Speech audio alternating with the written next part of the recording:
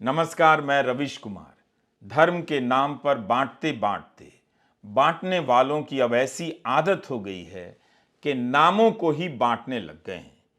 India सुनकर भड़क गए लोगों को यह समझना चाहिए कि भारत जरूर कहिए, मगर इसलिए नहीं कि इंडिया पसंद नहीं आ रहा है। इंडिया भी उतना ही पुरातन है, उसमें इंदस है, सिंधु नदी है। इंडिया में भी उतनी ही भारतीयता है जितनी भारत में।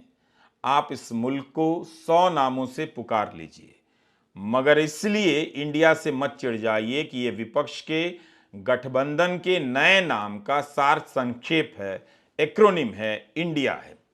प्रथम अक्षरों को मिलाकर नाम रखने की महारत प्रधानमंत्री मोदी को है, जो उस हद तक पहुंच जाती है जहां पूर्वोत्तर के लिए उनकी एक विशेष नीति का नाम पीएम डिवाइन हो जाता है, prime ministers development initiative for north east region.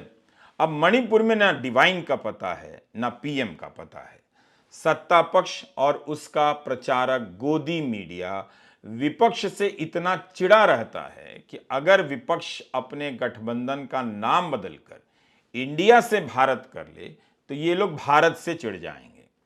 विपक्ष के 26 दलों के गठबंधन का एक नया नाम रखा गया है, Indian national developmental inclusive alliance. संक्षेप में यह इंडिया हो जाता है। असम के मुख्यमंत्री ने अपने ट्विटर के परिचय में इंडिया ही हटा दिया, भारत जोड़ दिया। पहले लिखा होता था चीफ मिनिस्टर असम इंडिया, अब है चीफ मिनिस्टर असम भारत। असम के मुख्यमंत्री को शायद पता नहीं कि उनकी नई पार्टी के ट्विटर हैंडल में भारत नहीं है, इंडिया है। बीजेपी का Twitter handle @BJP for India है। कहीं ऐसा ना हो कि इस ट्विटर हैंडल के कारण हेमंता बिस्वा शर्मा पार्टी ही बदल लें। हेमंता बिस्वा शर्मा ने सभ्यता के संघर्ष का थीम लॉन्च कर दिया। 18 जुलाई को ही यह थीम याद आई। मुख्यमंत्री ने अंग्रेजी में लिख दिया कि भारत और इंडिया के आसपास सभ्यता का संघर्ष चल रहा है। ब्रिटिश ने हमारे देश का नाम इंडिया रख दिया। हमें इस औपनिवेशिक मानसिकता से बाहर आने की कोशिश करनी चाहिए। हमारे पूर्वज भारत के लिए लड़े, हम भारत के लिए काम करेंगे। BJP for Bharat. तो क्या बीजेपी अपना ट्विटर हैंडल अब बदलेगी? इसका नाम बीजेपी फॉर इंडिया रखते समय क्या किसी को ध्यान ही नहीं आया कि सभ्यता का संघर्ष चल रहा है? ऐसा नाम नहीं होना चाहिए। और यह सभ्यता का संघर्ष क्या बेंगलुरु में विपक्ष की बैठक के बाद ही शुरू हुआ है? 18-19 जुलाई के बाद ही समझ में आई है कि सभ्यता का संघर्ष कहीं चल रहा है? लगता नहीं कि बीजेपी विपक्षी दलों की एकता से घबरा रही है, मगर यह जरूर लगता है कि इनके नाम से लड़खड़ा रही है। पटना की बैठक को ठगों का गठबंधन कहने वाली बीजेपी बहुत आसानी से किसी पर भी कोई भी लेबल चिपका देती है। विपक्ष को एंटी इंडिया, एंटी नेशनल, देशद्रोही, गद्दार तक जो चाहे उस पर लेबल चिपका सकती है। मगर यहां विपक्ष ने बीजेपी पर कोई नया नाम नहीं चिपकाया है, बस अपना नाम बताया है कि हमारे गठबंधन का नाम क्या होगा। इसी पर बीजेपी तुकबंदी की शिकार हो गई है। प्रधानमंत्री मोदी ने विपक्ष की एकता को फैमिली फर्स्ट नेशन नथिंग कह दिया। मतलब कुछ भी मिला देना है, कहीं से भी। फ से शब्द नहीं मिल रहा है तो एफ में से मिलाओ, न से नहीं मिल रहा है तो एन से मिलाओ, लेकिन मिलाओ, कुछ करो। उधर हेमंता बिस्वा शर्मा इंडिया और भारत के बीच सभ्यता का संघर्ष छेड़ बैठे हैं। इधर प्रधानमंत्री को फ से नहीं मिल रहा है तो अंग्रेजी के एफ से कोई शब्द लेकर मिला दे रहे हैं। मतलब तो यही हुआ कि किसी दूसरे के कुएं में बाल्टी डालकर अपनी दाल पकाने के लिए पानी निकाल रहे हैं। पहले तय कर लीजिए कि अंग्रेजी बोलना कौन सी मानसिकता में फिट है। अगर यह औपनिवेशिक है तो फिर बोलने पर ही पाबंदी लगा दीजिए। नाम बदलने से मानसिकता नहीं बदलती है, मानसिकता बदलती है मन के उदार होने से, मन को अच्छा करने से, उसे बदलने से। राहुल गांधी की पदयात्रा का नाम तो भारत जोड़ो यात्रा था, तब तो हेमंता बिस्वा शर्मा जी को स्वागत करने ही पहुंच जाना चाहिए था कि भारत और इंडिया के बीच सभ्यता संघर्ष चल रहा है तो वे भारत जोड़ो यात्रा का स्वागत कर रहे हैं। मुख्यमंत्री कहीं जोश में प्रधानमंत्री से ही ना भिड़ जाएं कि skill India, make in India इस टाइप का नाम क्यों रखते हैं। इन सब नामों से इंडिया हटाकर भारत कीजिए, नहीं तो वापस कांग्रेस में चले जाएंगे। मुख्यमंत्री हेमंता बिस्वा शर्मा को समझना चाहिए कि जितना इंडिया उनका है, भारत भी उनका ही है। उसी तरह भारत और इंडिया भी विपक्ष का है उतना ही जितना आपका है। राहुल गांधी ने ट्वीट किया, भारत जुड़ेगा, इंडिया जीतेगा। कांग्रेस अध्यक्ष मल्लिकार्जुन खड़गे ने लंबा सा ट्वीट करते हुए आखिर में लिखा, इंडिया विल विन। मल्लिकार्जुन खड़गे ने बताया कि विपक्ष की अगली बैठक मुंबई में होगी। विपक्ष अपनी एकता की टीम को लेकर पहले पटना गया, फिर बेंगलुरु गया, अब मुंबई जाने वाला है। अब तो प्रधानमंत्री को 38 दलों के एनडीए को लेकर मणिपुर चले जाना चाहिए, जहां 3 मई से ही जनता उनका इंतजार कर रही है। वहां पीएम डिवाइन नाम की अपनी योजना का हाल भी ले लेते, देख आते। मल्लिकार्जुन खड़गे ने यह भी कहा कि दिल्ली में चुनावी अभियानों के प्रबंधन में तालमेल के लिए एक सचिवालय भी बनाया जाएगा। तमिलनाडु के मुख्यमंत्री एमके स्टालिन ने राहुल गांधी के साथ तस्वीर ट्वीट करते हुए लिखा है कि बेंगलुरु में धर्मनिरपेक्ष लोकतांत्रिक नेताओं के साथ एक ऐतिहासिक और रचनात्मक बैठक हुई। हमने #इंडिया गठबंधन का गठन किया है, जो हमारे देश के बहुलवादी मूल्यों को विभाजनकारी राजनीति के चंगुल से बचाने के लिए प्रतिबद्ध है। इतिहास ने साबित किया है कि राष्ट्रवाद के मुखौटे के पीछे छिपे तानाशाह आखिरकार हार जाते हैं। एकता हमारी ताकत है और साथ मिलकर इंडिया जीतेगा। राहुल गांधी ने ट्वीट किया है, भारत जुड़ेगा, इंडिया जीतेगा। बिहार के उप मुख्यमंत्री तेजस्वी यादव ने विपक्ष की बैठक की तस्वीरें ट्वीट करते हुए लिखा है, मेक इन इंडिया। एक अन्य ट्वीट में लिखा है, देश का गठबंधन, देश के लोगों द्वारा, देश के लिए, देश को समर्पित। शरद पवार ने लिखा है, united we stand with Indian national developmental inclusive alliance, India save democracy. एक अन्य ट्वीट में अलग अलग विपक्षी नेताओं से मुलाकात का ब्यौरा देते हुए पवार ने लिखा है कि इस बैठक में हमने तय किया है, we will fight and we will win, यानी हम लड़ेंगे, जीतेंगे। अखिलेश यादव ने ममता बनर्जी और डीके शिव कुमार के साथ अपनी तस्वीर ट्वीट करते हुए लिखा है, भारतीय इतिहास आज के दिन को देशभक्ति और सकारात्मक राजनीति के बेंगलुरु आंदोलन के दिन के रूप में याद रखेगा। विपक्ष की बैठक के बाद एक साझा बयान भी जारी किया गया है। इस बयान की शुरुआत संविधान की प्रस्तावना की शैली में शुरू होती है। बेंगलुरु की तस्वीरों के साथ साथ मैं इस साझा बयान को पढ़ना चाहता हूं, क्योंकि ये काफी महत्वपूर्ण बयान है। इस बयान में लिखा है कि हम भारत के 26 प्रगतिशील दलों के नेता संविधान में निहित भारत के विचार की रक्षा के लिए अपना दृढ़ संकल्प व्यक्त करते हैं। हमारे गणतंत्र के चरित्र पर भाजपा द्वारा व्यवस्थित तरीके से गंभीर हमला किया जा रहा है। हम अपने देश के इतिहास के सबसे महत्वपूर्ण मोड़ पर हैं। भारतीय संविधान के मूलभूत स्तंभों धर्मनिरपेक्ष, लोकतंत्र, आर्थिक संप्रभुता, सामाजिक न्याय और संघवाद को व्यवस्थित रूप से और खतरनाक रूप से कमजोर किया जा रहा है। हम मणिपुर को तबाह करने वाली मानवीय त्रासदी पर अपनी गंभीर चिंता व्यक्त करते हैं। प्रधानमंत्री की खामोशी चौंकाने वाली और अभूतपूर्व है। मणिपुर को शांति और सुलह के रास्ते पर वापस लाने की तत्काल आवश्यकता है। हम संविधान और लोकतांत्रिक रूप से निर्वाचित राज्य सरकारों के संवैधानिक अधिकारों पर जारी हमले का मुकाबला करने और उनका सामना करने के लिए दृढ़ हैं। हमारी राजनीति के संघीय ढांचे को जानबूझकर कमजोर करने का प्रयास किया जा रहा है। गैर भाजपा शासित राज्यों में राज्यपालों और उपराज्यपालों की भूमिका सभी संवैधानिक मानदंडों से अधिक रही है।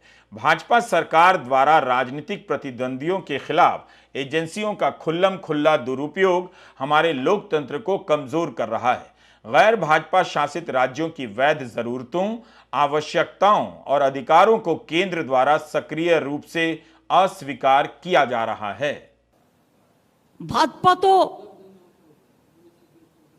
देश बेचने का सौदागिरी कर रहा है, देश बेचने का सौदागिरी कर रहा है, लोकतंत्र को खरीदने का सौदागिरी कर रहा है। इसी के लिए आज कोई इंडिपेंडेंट एजेंसी को भी काम नहीं करने देता है। कोई आदमी कोई ऑपोजिशन को सपोर्ट करते हैं, ऑपोजिशन स्टेट को, तो नेक्स्ट डे ईडी और सीबीआई और कोई चला जाता है और खाली धमक देता है हम 355 करेगा, हम 356 करेगा। हम लोगों ने आज 420 कर दिया, 420 धारा अप्लाई कर दिया पॉलिटिकली, जिसमें इंडिया जीतेगा, भाजपा हारेगा, भारत जीतेगा, भाजपा हारेगा, इंडिया जीतेगा और हमारा देश जीतेगा। आज से 9 साल पहले इस देश के लोगों ने नरेंद्र मोदी जी को भारी बहुमत देके जिताया था। इन 9 साल के अंदर उनके पास मौका था, वो देश के लिए बहुत कुछ कर सकते थे, लेकिन इन 9 सालों में उन्होंने एक भी सेक्टर ऐसा नहीं है जिसमें हम कह सकें कि तरक्की हुई है। हर सेक्टर को बर्बाद करने में उन्होंने कोई कसर नहीं छोड़ी। तो आज ये 26 पार्टियां, हम सब लोग अपने लिए एकत्रित नहीं हुए। हम देश को एक तरफ बचाना है, जिस तरह से पूरे देश के अंदर नफरत फैलाई जा रही है उससे बचाना है, और दूसरी तरफ एक नए भारत का सपना लेके हम सब लोग इकट्ठे हुए हैं, जिसमें हर युवा को रोजगार मिलना चाहिए, हर गरीब बच्चे को अच्छी शिक्षा मिलनी चाहिए, हर बीमार आदमी को अच्छा इलाज मिलना चाहिए। ये सपना लेके हम सब लोग इकट्ठे हुए हैं, जहाँ पे ऐसा भारत होगा जहाँ सब सुख शांति होगी, प्यार मोहब्बत होगी और देश तरक्की करेगा, ना कि देश के संसाधन जो हैं कुछ लोगों के लिए, चंद लोगों के लिए लुटाए जाएंगे। जब गठबंधन सत्ता की मजबूरी का हो, जब गठबंधन भ्रष्टाचार की नीयत से हो, जब गठबंधन परिवारवाद की नीति पर आधारित हो, जब गठबंधन जातिवाद और क्षेत्रवाद को ध्यान में रखकर किया गया हो, तो वो गठबंधन देश का बहुत नुकसान करता है। 2014 से पहले की गठबंधन सरकार का उदाहरण हमारे सामने है। तमाम उठापटक के बीच वो गठबंधन सरकार किसी तरह अपने 10 साल खींच पाई, लेकिन देश को क्या मिला? प्राइम मिनिस्टर के ऊपर भी एक आला कमान, पॉलिसी पैरालिसिस, निर्णय लेने में अक्षमता, भांति भांति के पावर सेंटर्स, अव्यवस्था और अविश्वास, खींचतान और करप्शन।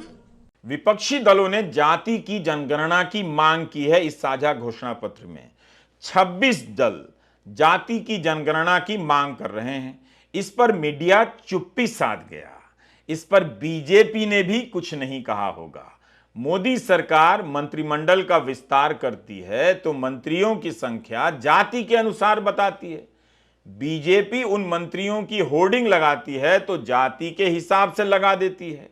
खुद गिनकर बताती है कि कितने ओबीसी मंत्री बने हैं, लेकिन जाति की गिनती नहीं कराती है।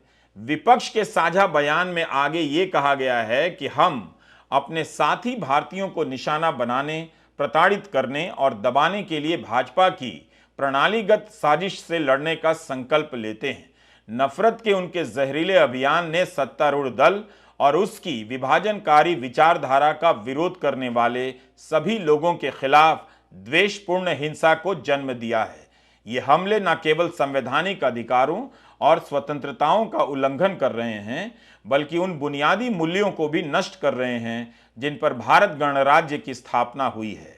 स्वतंत्रता, समानता और बंधुत्व और न्याय राजनीतिक, आर्थिक और सामाजिक भारतीय इतिहास का पुनर्निर्माण और पुनर्लेखन करके सार्वजनिक विमर्श को दूषित करने के भाजपा के बार बार प्रयास सामाजिक सद्भाव का अपमान हैं। 26 विपक्षी दल अपनी वैचारिक रेखाएं साफ साफ खींच रहे हैं। साझा बयान को पढ़िए तो पता चलेगा कि विपक्ष लिखित रूप में अपनी एकता का मकसद और प्राथमिकता जनता के सामने रख रहा है। जनता के सामने साफ साफ कह रहा है। लेकिन भारत बनाम इंडिया का डिबेट इसलिए खड़ा किया गया ताकि जनता के बीच विपक्षी एकता का यह मकसद विचार विमर्श के लिए पहुंचे ही नहीं। विपक्ष ने बीजेपी पर लोकतंत्र, संवैधानिक अधिकारों के खत्म करने के आरोप लगाए हैं। इस पर बहस नहीं, इस पर प्रतिक्रिया नहीं। विपक्ष ने अपने साझा बयान में कहा है कि भारतीय इतिहास का पुनर्निर्माण और पुनर्लेखन करके सार्वजनिक विमर्श को दूषित करने के भाजपा के बार बार प्रयास सामाजिक सद्भाव का अपमान है। लड़ाई बीजेपी की विचारधारा, उनकी सोच के खिलाफ है।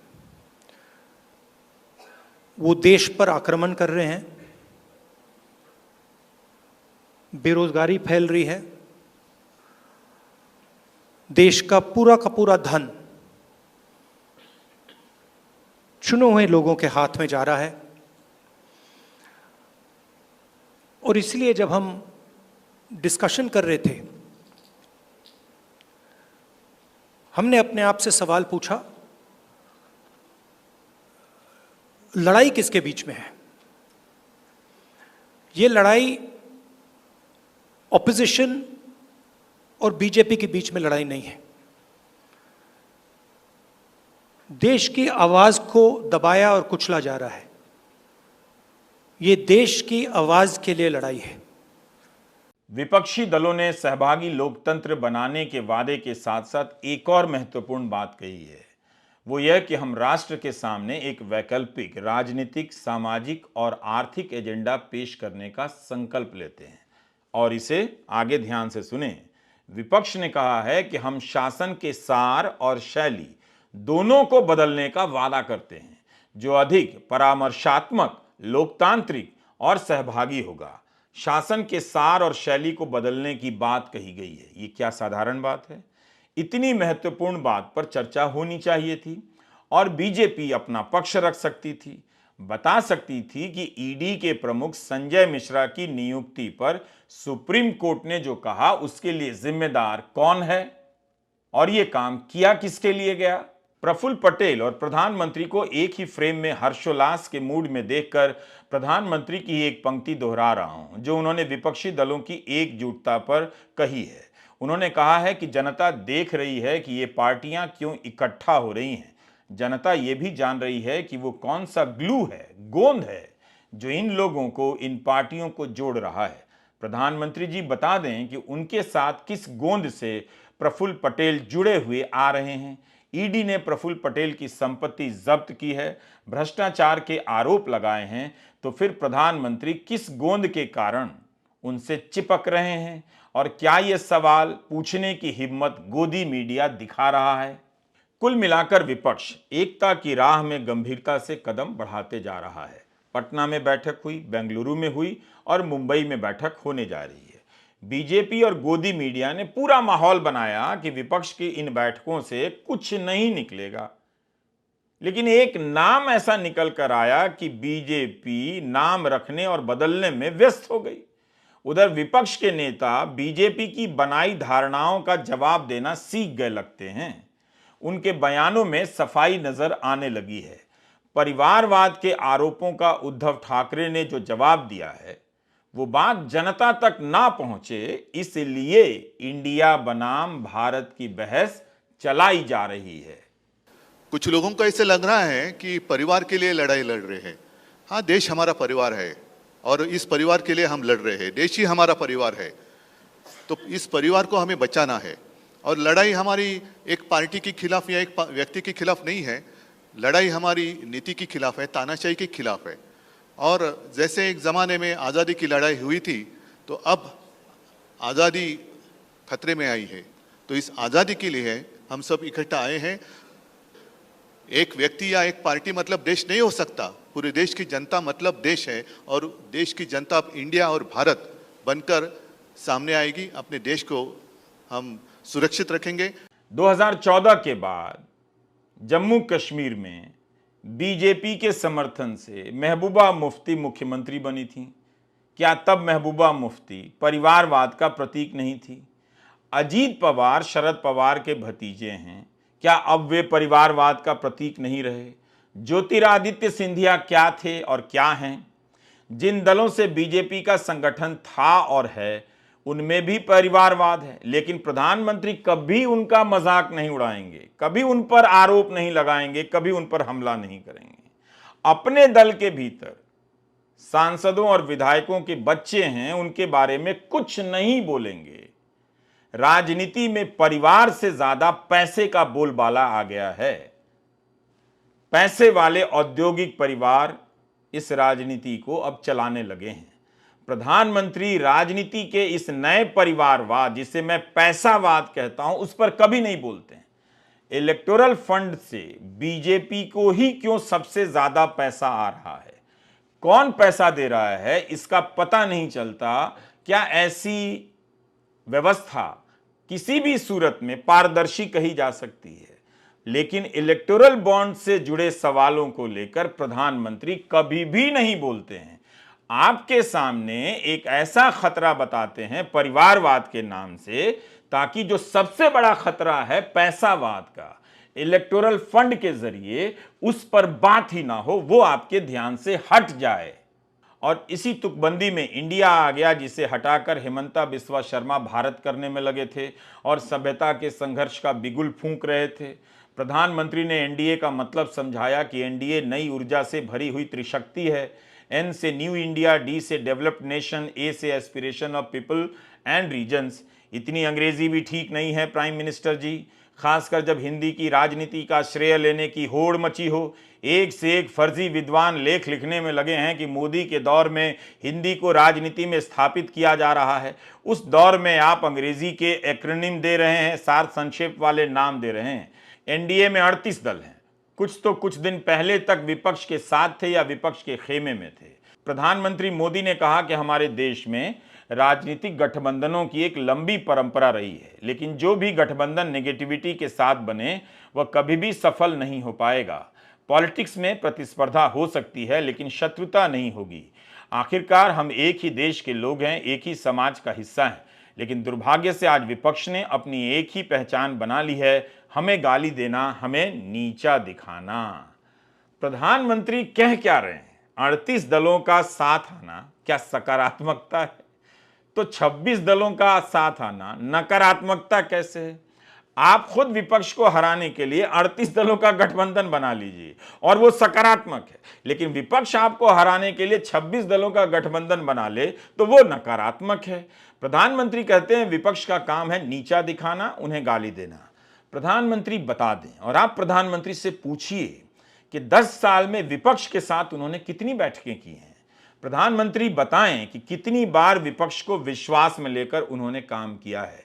मणिपुर से विपक्षी दलों का प्रतिनिधिमंडल दिल्ली आया, क्या उन्होंने मुलाकात की? क्या प्रधानमंत्री ने कभी इस विपक्ष को सम्मान दिया है? राज्यपाल विपक्षी सरकारों के राज्यों में क्या कर रहे हैं, क्या लोगों को नहीं पता? क्या वो सम्मान दे रहे हैं? तमिलनाडु में अभी क्या हुआ? क्या यह सम्मान था कि राज्यपाल किसी मंत्री को बर्खास्त कर दें?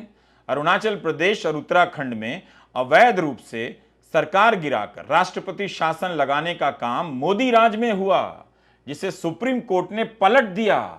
विधायकों को तोड़कर कई राज्यों में विपक्ष की सरकारें गिरा दी गईं, पार्टियां तोड़ दी गईं। क्या यह विपक्ष का सम्मान था? प्रधानमंत्री के तर्क बहुत विचित्र हैं। उनका कहना है कि विपक्षी दलों ने अपने कार्यकर्ताओं की परवाह नहीं की।